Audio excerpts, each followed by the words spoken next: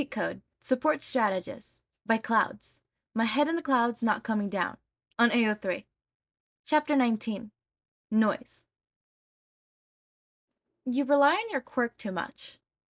Izuku almost felt bad saying it, especially since Shinso was taking time out of his day to talk to them during lunch.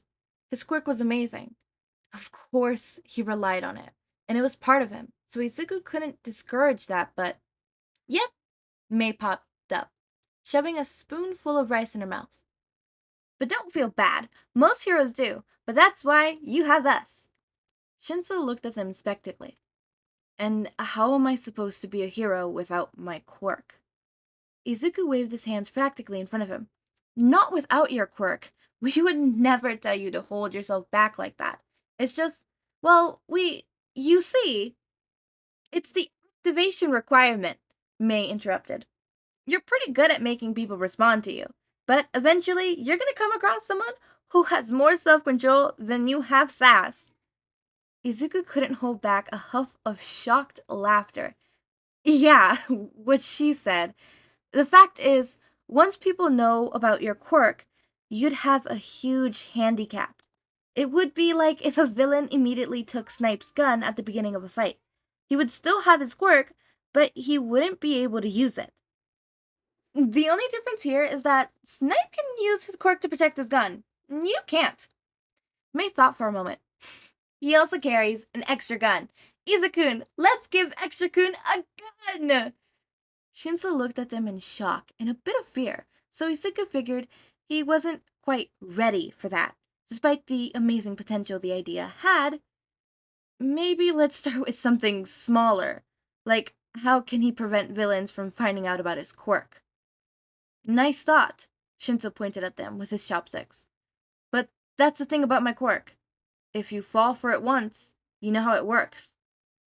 Maybe. Izuku flipped through his notebook until he found the page he used to scribble ideas. How long does your connection last? Shinso shrugged. No idea. I've never been able to control someone for more than a few minutes. That experiment with you the other day was as long as I've ever gone. That's not what Izuku had to take a second to gather his thoughts. I mean, that's good to know, but how long can you wait between getting a response and taking control? Shinso looked surprised, then thoughtful. I don't know. I always thought it was best to just take control as soon as I can, so I never actually tried to wait or anything.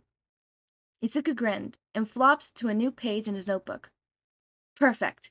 So, how do you know the connection has been formed? Do you have to try to brainwash them, or can you feel it? I can feel it, Shinso said quietly. It's like the person is inside my brain. I'm sorry, I shouldn't have told you that. I don't want to make you feel uncomfortable. Mei responded by slapping Shinso over the head. Stop that! Good experiments are uncomfy. You never learn anything interesting by just sitting on your butt. So embrace the awkward.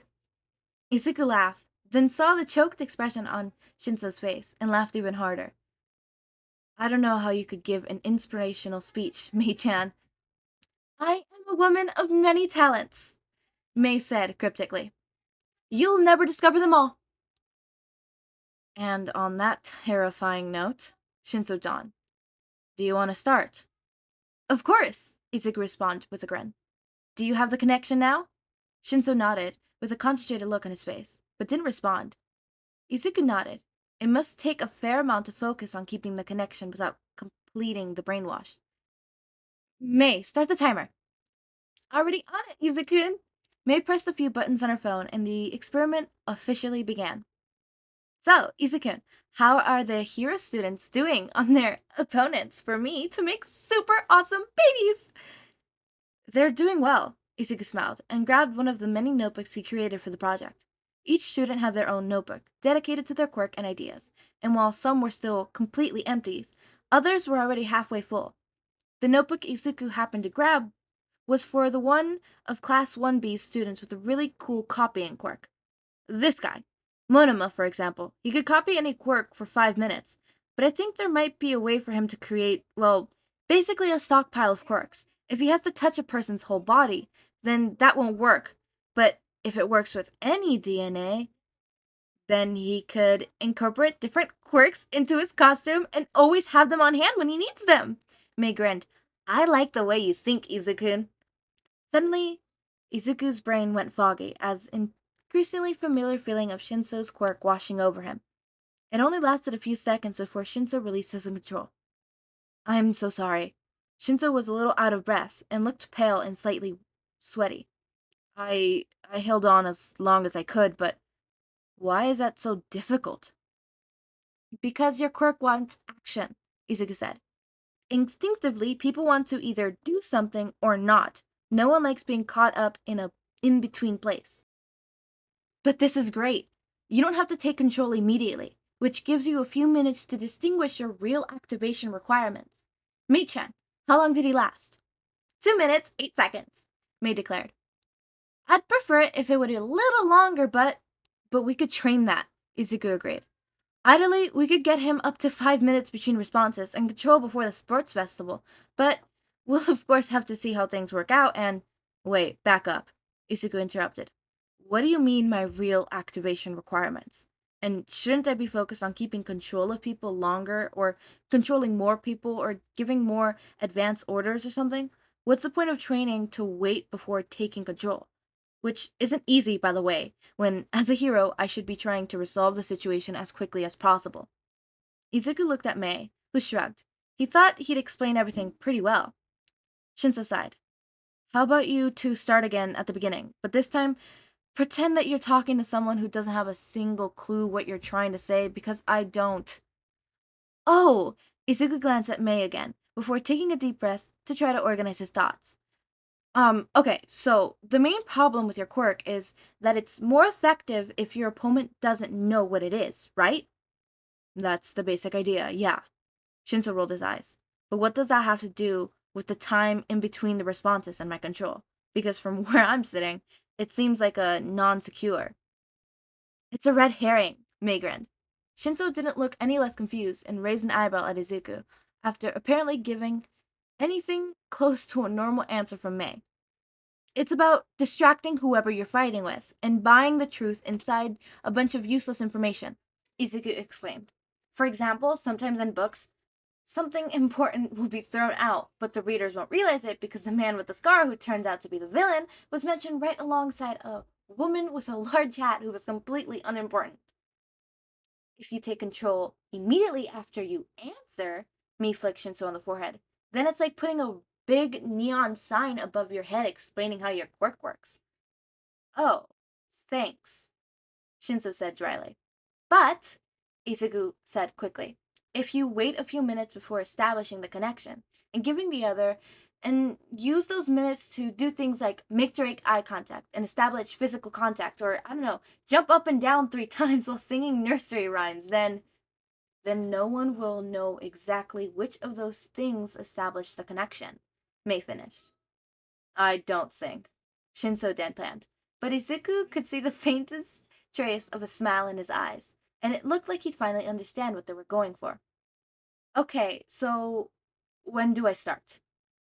Well, technically you started today, Izuku said, cheekily. But we'll have a schedule for you by tomorrow if you come back after class. Do you have anyone at home that you could practice your quirk with? Shinso's expression immediately closed off. Interesting. No. That's alright, Izuku said, forcing a layer of cheekiness past his curiosity and surprisingly a little bit of anger on Shinso's behalf. Then you'll just have to practice with us. I don't want you to do any more today, since this exercise is still so new and the first time that your brain has had to do it, so we should let it rest. But starting tomorrow, you should practice the weighting exercise we just did 2 or 3 times a day. For the sports festival, you'll also need to be able to complete distraction tasks before you officially activate your quirk. So we should focus on getting you to the point where you don't even have to think about it and have full autonomy of when you activate your conscious. Shinso looked a little pale, but Izuku noticed that he also looked determined, just like himself when he used to say that he'd be a hero despite his quirklessness. It didn't work out for him, but if he could still help people like Shinso who deserve to be heroes, then that was more than enough. Shinso would overcome every obstacle put in his path and save so many people, and Izuku would have a hand in that. It was almost even better than his own old dream. Perfect! Mei broke the tension by grabbing Shinso by the arm and dragging him back to the main lab. Now Izuku have a chance to do his thing. It's my turn. I'm so excited. I have so many awesome babies for you to try. Babies? Shinso looked nervous and a little shocked. But why? Izuku felt a little bad, but he couldn't help laughing when he realized that he had never actually explained some of Mei's more expecting industries. Oh well, better late than never, he supposed. She means her inventions. Izuku managed to gape between his chuckles. Mi-chan calls her inventions her babies because she cares about them so much. I made them, Izuku! Mei cried dangerously. If you poured your heart and soul into something, you call them your babies too. I do pour my heart and soul into something, Izuku grinned cheekily. I call them my notebooks. So we're just going to look at inventions, Shinso confirmed. Not experimenting with children? The only human children we'll be experimenting on are ourselves, Mei said gleefully, grabbing a large cardboard box from her workshop. Extra Karakut, grab that box from under the table. Shinso shrugged and went to pick up the box, only to stumble when the weight was more than he expected. What's in this thing? Rocks? Hush, it's not that heavy, Mei dismissed. Izuku, grab the other one. Izuku shrugged and ignored the way Shinso looked at him knowingly as he tried to pick up the box, only to grunt and fall backwards onto his butt. Mi-chan, seriously, how strong are you? It's not my fault you boys are weak, Mei shrugged. Come on, we need to steal one of those soundproof desk rooms. Izuku stared after her in shock as he walked away and for the first time noticed how much muscle tone she actually had. She handled that box like it was nothing, even though both he and Shinso had struggled. He supposed it made sense with how much heavy material she had to work with while inventing, but it was still very impressive. Are you just gonna keep staring at her butt all day? Kakura asked dryly, looking up from her own inventions. Or are you actually gonna help her? Izuku sprouted and turned bright red. I didn't, deciding that it was best to just cut his losses. Izuku grabbed the box and hefted it best as he could before leaving his snickering classmates behind and following Mei and Shinso. Mei was already taking things out of the box while Shinso was catching his breath and leaning against the wall. Izuku set the box down heavily to the other and on the table and started to shake out his hands. Shinso looked at Mei. Is she actually human, or is she just some robot that killed its creator and started updating itself while pretending to be human? Ooh, Mei grunted. No, Mi-chan, Izuku said patiently. You can't make yourself into a cyborg. Mei deflected, then brightened and was about to say something, but Izuku interrupted her before she could say anything. He knew she was going to say. You can't make Shinso into a cyborg either. Mei pouted. It'll be a great way to get around that stupid one support item rule that the Gen N students have. And how is it going to beat the hero course if he can't even lift the box? Hey, Shinso straightened up. I lifted it. I did better than Midoriya anyways. Izuku is an analysis, Mi-chan said. He can afford to be a weakling. Thanks, Izuku deadpanned, then frowned thoughtfully. But in all seriousness, it would probably be a good idea for you to take up some sport of physical training, Shinso. Your quirk will probably keep you out of most fights, but there's always times that a hero has to rely on their body more than their quirk. Take Eraserhead, for example. He's a great hero because of his martial arts training, not just his ability to cancel quirk. You like Eraserhead? Shinso asked. I've never met someone who liked him. Most people I talked to before UA just thought I was making him up. Oh, he's only one of my favorites, Izuku grinned. Did you hear he's one of the teachers here? Have you seen him yet? No, I've been looking everywhere, hoping to catch a glimpse of him in the halls, but I haven't had any luck, Shinso frowned. I guess he's that good at stealth, huh? I mean, you kind of have to avoid the media as a professional hero, Izuku said. What do you think? Experiencing now, fanboying later, Mei said, popping between them with a large metal mask in one hand and 3 pairs of protective ear muffles in the other. Put these on. Izuku put on the earmuffs around his neck as Mei helped Shinso into the mask. If you want, we could probably use one of the school gyms to work out and try to gain some strength before the sports festival. Shinso raised an eyebrow at him.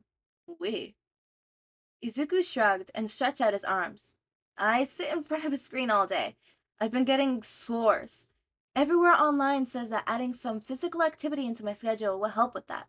Plus, I can't really just call Mi-chan every time I need to move something heavy. I'm sure she'll be more than happy to open all the jars for you. Shinso smirked. Nope, too busy, Mei said. Now, Extra-kun, stand on the other side of that plexiglass and yell. Shinso's eyes widened. Yell? Mi grinned and nodded. We'll need a baseline for your volume. Okay. Shinso walks across the room and waded into both Mei and Izuku had put on their earmuffs before taking a deep breath and yelling as loud as he could, shaking the room. Mei took a few notes, looking at his instrument in hand, and Izuku had no idea what it was or how to read it, but assumed it told her something about the decibels of volume or whatever.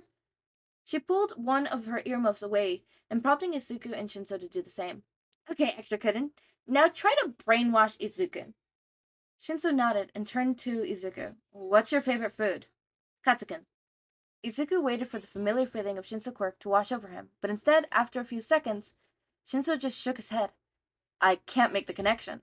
Is the mass electronically transmitting my voice? Yes, Mei said. Is that a problem? It must be a problem with quirk transmission, Izuku said.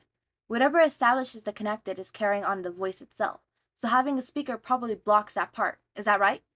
When Shinso nodded, Mei took another prototype from her boxes and handed it to Shinso. Okay, mass baby, point 2. This should magnify your voice without needing for a speaker. And you just have this? Shinso asked. We knew that might be a risk, Izuku responded, and Mei-chan enjoyed the challenge. It's not as active as my other babies, Mei said, but for now, it should amplify your voice and I can modify it later to act as a voice changer. Now, go! Yell! Shinso walked back behind the proxy and screamed, making Izuku wince even with his earmuffs. Mei wrote something down, then gestured for him to do it again. While he finished, Izuku felt his ears were stinging. Or wait, was that something else? He held up his hand to signal Shinso to stop, and took the earmuffs. Do you guys hear anything? I'm wearing earmuffs in a soundproof room, Shinso deadpanned. The only thing I can hear is my own thoughts. Izuku frowned but listened closer, and sure enough, he could still hear something coming from outside. Do you hear that, Mi-chan? Mei nodded. Sounds like alarms. The three of them hurried to open the door, only to be blasted with the sound of a blaring alarm and flashing lights. The classroom was already empty, and their classmates were nowhere to be found. They must have assumed we heard the alarms, Mei said. Or they tried knocking on the door and we didn't hear them. Did we cause the alarms to go off? Izuku was panicking. I didn't think we were being too loud, but if something went wrong, and I mean sound can cause damage. Look at present mic. Are we gonna get in trouble? What if they never let us near the testing room again? What if they expel? They're not going to be mad at us for setting off an alarm, Izuku, Mei groaned. And I don't think this was us anyways. It would have taken at least twice as much noise to trigger the Audacity attack defense system. Should we leave? Shinso asked. I don't want to be here if that's a fire. But my babies! Mei said. I can't just leave them. Mei, whatever Izuku was about to say was cut off by the alarm going silent. Or not.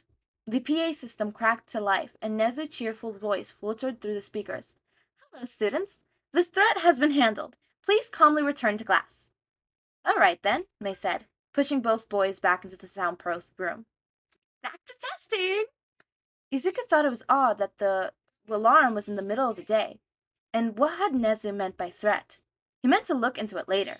He really did, but then Mei started another round of experiments, and he completely forgot. I love their friendship. Shinso, Izuku, and Mei. I just love their friendship and how they interact. It's like so cute. I would love to see more of it.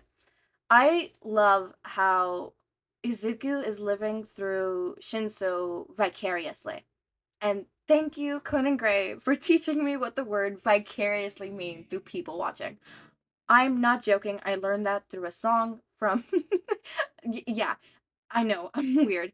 But I find it very interesting. Also, did I start geeking out like a fanboy when I heard the word alarm. Yes, I did. I started geeking out and twirling my hair and just giggling maniacally. Like, I had to cut that off from the recording. Um, I don't know what caused me to have such a reaction. It's just the thought of, oh my god, this happened in the anime. This happened in the anime. I don't know. My hyperfixation from My Hero Academia has been growing stronger and stronger, and it's starting to scare me. See, normally my hyperfixations last really short. They're not that long. And normally they're pretty strong, don't get me wrong. But I bought volumes 1 through 25 of the My Hero Academia manga, and I'm about to buy the Vigilantes manga because I am so desperate for new content. In fact, the reason why all of these fanfics that I've been like um podficking are My Hero Academia is because it's like a huge, and I mean huge, hyperfixation for me right now. Like, I can't think of anything else apart from foxes. I really love foxes. They're so adorable and cute, and it's like I know so many small little facts about them. Like, did you know that when a fox get hurt, like they try to hide it as to not alert other predators that they're hurt. They like hide and mask their hurt leg or their hurt paw just so that like for like a survival instinct. I don't know. I went into a tangent about foxes again. I'm so sorry. As always, make sure to eat, sleep, drink water, take your meds, have a wonderful day or night. Join our community server. Link is in the description. Subscribe to see more of my content, and thank you so much for watching.